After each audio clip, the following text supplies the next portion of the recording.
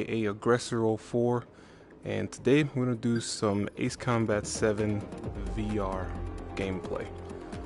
So, by far, in my personal opinion, this is the best VR experience out there. And I say that for a number of reasons. One, attention to detail, okay?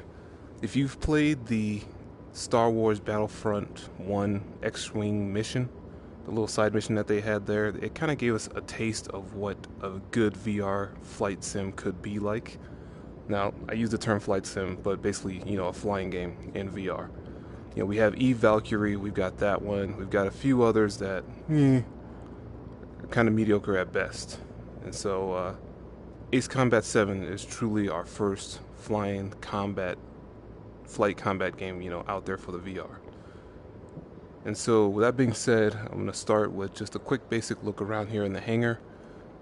If you've been following the game at all, you'll know that this is one of the key features that they wanted to incorporate in the game, the ability to basically make the fighter your own. This is what the VR was all about. And so, just looking around the hangar here, looking at of course, got to do the Raptor. Got my Mobius 1 Raptor here. Just doing a quick look around of it. Had a question earlier today if the Raptor has this basically distinct blue tint that Mobius 1 is known for, and I don't really think so. I mean, it does seem to be slightly blue, but at the same time I can't really tell because of the lights, so I'm gonna say yes, because that does look slightly blue to me, but I honestly don't know. So once I start flying, I'll take a look back here and see if it actually is blue. So that's the walk around. Let's go ahead and get flying here.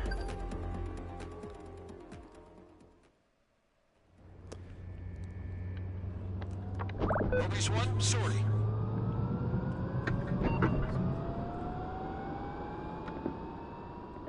Little opening sequence there.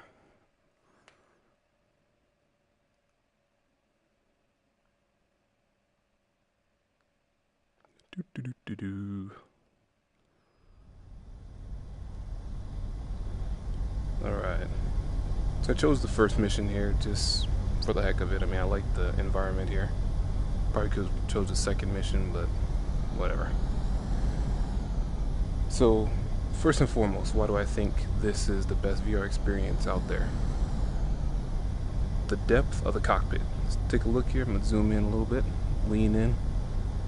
I mean, the attention to detail, depth of the cockpit, it's like you're actually sitting inside your own fighter, See how the pilot moved the joystick there, back up the front, as I move the aircraft, same inputs, Those are the things that add to that immersive experience that the VR was all about from the get-go. Look at that, moving the throttles, same thing. It definitely put a lot of thought into the interactive experience of this part of the game. Okay, next, sense of speed. Personally, I'd like for it to be a little bit more, I suppose, but understandably, a lot of people wouldn't be able to handle it, Unfortunately, there is a certain, I'm not sure exactly how to describe it, but you have to throttle it back, the sensations of movement and motion. You can't, I'm sure they probably could have programmed it to be a little bit more extreme, flying at 1,500 miles an hour on the deck. I'm sure it looks a little bit faster than this. But for those that are not adept in these type of environments, they'll probably increase the motion sickness as well. So technically good on them for doing that. For those of us that are familiar with flying, then may think it's a little lacking, but it's still pretty dang fun. Next, graphics. Look at that. I mean, just look at that. Are you serious right now? I mean, basically just soon climbed up to 30,000 feet, and that's looking pretty freaking awesome. So, I mean, just look at that. Got the water effects, the clouds, no reduction whatsoever. I mean, yes, I guess it's 720 720 whatever it is, 720p whatever.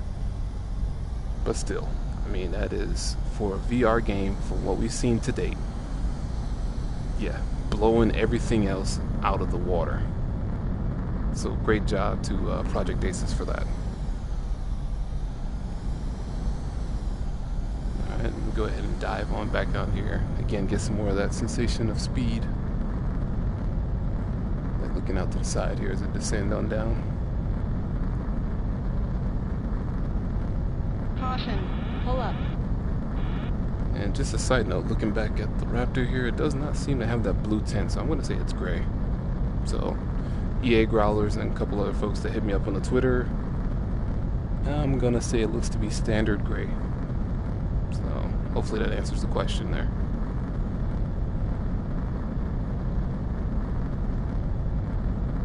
Caution, pull up. I'm going to see if I can find the air base. It's somewhere around here. I forgot where it's at, actually. Notice the sun effects as it's behind me. How it illuminates the cockpit here. Again, just little things like that that add to the immersiveness of the game. Oh, yeah, it's down south here. Here we go. The immersiveness of the experience overall. You know, a little bit of glare on the center display.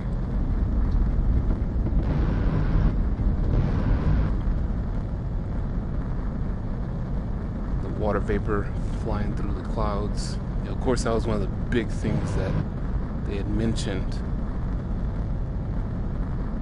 with Ace Combat 7 as far as the new mechanics. You know, the cloud play was definitely a big factor, and VR is just further enhanced, I think. Caution, Ah, there we go, found the base here. Caution, pull up. Looking out, gun port, see how it raises up. Missile there. Some missile stream effects. Missile smoke effects, rather. Dive on back down towards the earth and do some low-level flying over the base. Again, just to further emphasize the detail that the developers put into this game. Caution, Not just the standard game, but the VR as well. Caution, You know? pull up. I would say the biggest drawback Caution. or the biggest detriment to the VR so far is there's only 3 missions and 4 aircraft. But understandably, this was a monumental undertaking. You know, you can still see a lot of the details on those houses and the trees and everything. I mean, they did not spare any expense, it seems. You know, they maintain that high level of detail and attention to detail, rather, in every aspect of this game. Ooh, I wonder if we can fly through that hangar there. Let's see if it's open. Caution. No, they're not open. Ah, that sucks. That'd be kind of cool. Caution, pull up. But yeah, it looks like we're flying around Fort Grays here. Caution. And those are closed, those doors are closed. And looks like no level flying through there. Oh well. Those all look closed too. Oh well.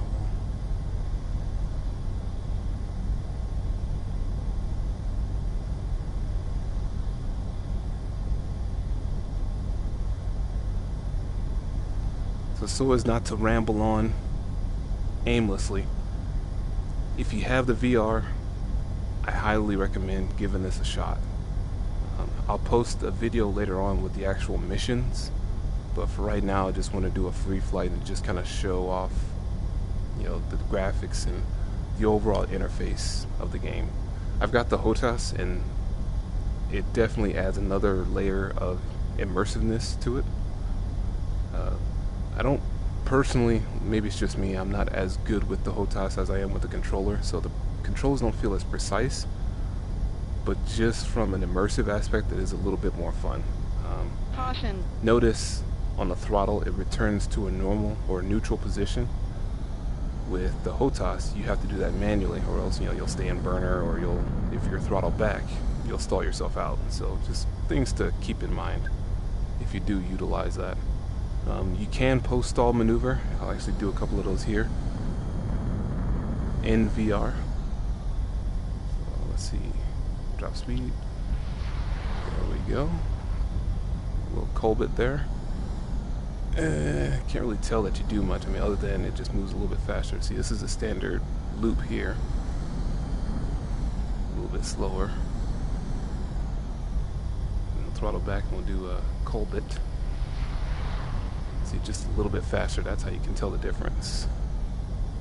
So, all in all, that'll wrap it up for this video for right now. If you like what you saw, like and subscribe and keep the content flowing. It's F22 Coleman signing out. Thanks for watching.